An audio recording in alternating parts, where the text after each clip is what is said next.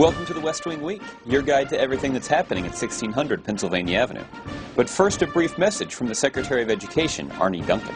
This spring, the President, First Lady, and many cabinet officials have fanned out all across America, delivering commencement addresses and being inspired by the class of 2010. Go to whitehouse.gov/commencement to see an interactive map and find out where we went. You can even read the speeches or watch videos of many of these events. It's pretty cool. Hey, I hope this is pretty cool. I'm saying it's cool. Is it cool? It's pretty cool. Okay, then.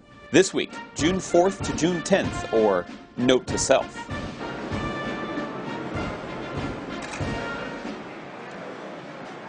On Friday, June 4th, the presidential motorcade headed up Route 50 to K. Neal International Trucks, a business in Hyattsville, Maryland that's hired more employees as the economy has grown stronger in recent months. And now, these guys have been training, and you got some good teachers right here. They know trucks. Fantastic. After touring the facility, President Obama talked about the 5th straight month of job growth in America. The brightening employment picture is thanks in no small part to the Recovery Act, and the man responsible for its implementation, Vice President Joe Biden. Joe deserves a lot of credit for that, so give Joe Biden a big round of applause.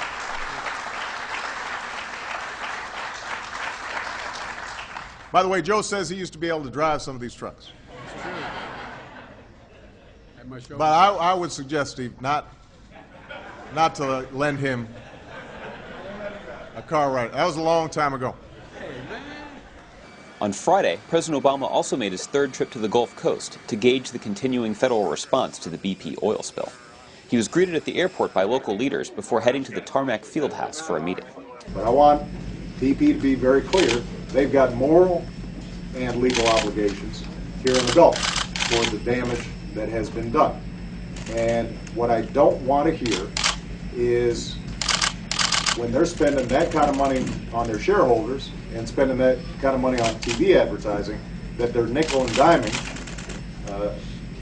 fishermen or small businesses here in the Gulf who are having a hard time. The president then traveled to Grand Isle to meet with local fishermen at Commerdale's Live Bait and Boiled Seafood. There, you know this guy. You've been seeing him.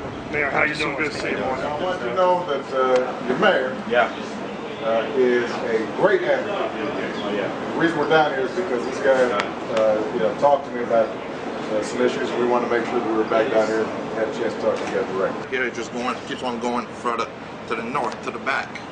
So we have to have some kind of way to stop. Booms are not working too much current. That's our problem.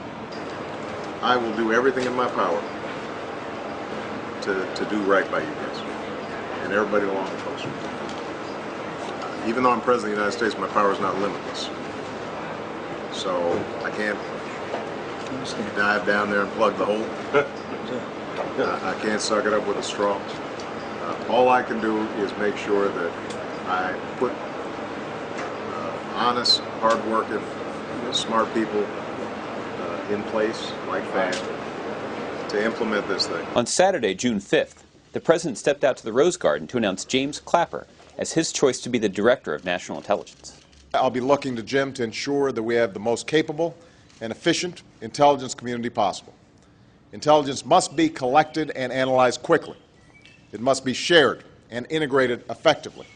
And it must be acted upon decisively. On Monday, June 7th, President Obama convened a meeting with members of his cabinet and senior administration officials to discuss what he saw during his visit to the Gulf Coast and reiterate his long-term commitment to those affected by the BP oil spill. This will be contained.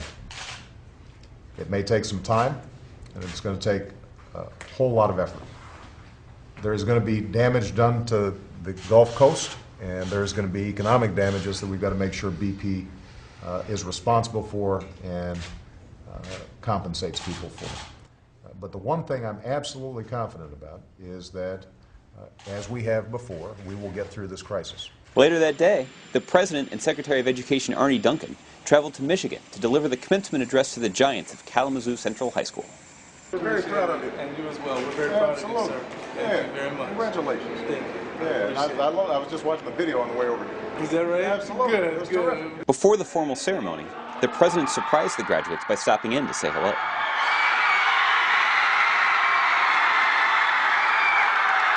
So Kelsey was quoted as saying, we're the kind of school that never gets credit for what we do. And our school is amazing. This is what Kelsey said. Our school's amazing. Well, Kelsey, class of 2010, I'm here tonight because I know and America knows what you've done at Kalamazoo Central. You are amazing. On Tuesday, June 8th, the President and Health and Human Services Secretary Kathleen Sebelius visited the Holiday Park Multipurpose Senior Center in Wheaton, Maryland, to hold a teletown hall with seniors and answer questions about the benefits for seniors in the health care reform bill, including a $250 rebate to help tens of thousands of seniors afford their prescription drugs. My husband asked me to give you a message. He said to keep on kicking ass. That's all you can do. Let me make sure my mic is working. Well, as I Secretary told you, Sebelius is going to be like Oprah. She's going to run the show here. but I can't give away cars, I'm afraid. On Wednesday, June 9th, President Obama welcomed Palestinian Authority President Mahmoud Abbas to the White House to discuss a host of issues and underline the commitment of the United States to a Palestinian state that is independent, viable, and contiguous.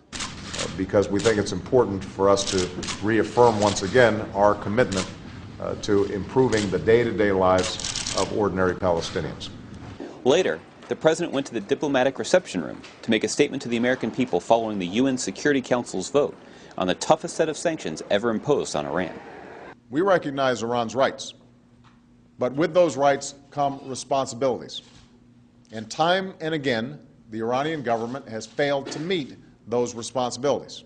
On Thursday, June 10th, the President met with congressional leaders of both parties in the cabinet to discuss upcoming issues facing the country, including the situation in the Gulf and the need for a comprehensive energy bill to be passed soon. Let's get started. I know everybody's busy. We can't keep our eye off the importance of having an energy policy that meets the needs of the next generation and ensures that the United States is the leader when it comes to energy policy. We are not yet that leader, and that's what I want us to be.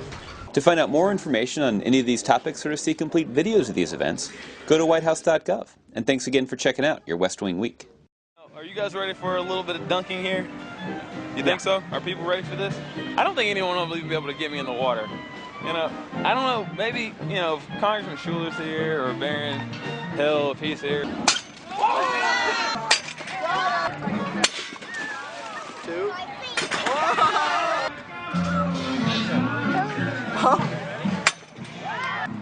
There it is.